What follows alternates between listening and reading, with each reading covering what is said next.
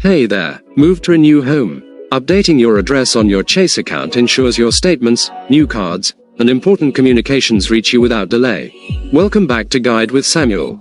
Here's the simple way to change it. Log into your Chase Online account, click on your profile icon or name in the top right, and select Profile and Settings.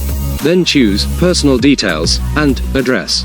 You can update your mailing address here.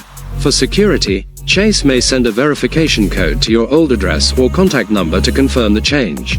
My crucial pro tip: update your address with the USPS first. Before changing it with Chase, file a change of address with the United States Postal Service.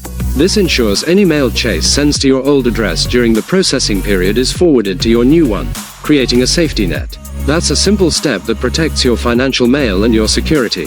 When you move, what's the first financial account you update? Your bank, credit cards, or something else? Tell me in the comments.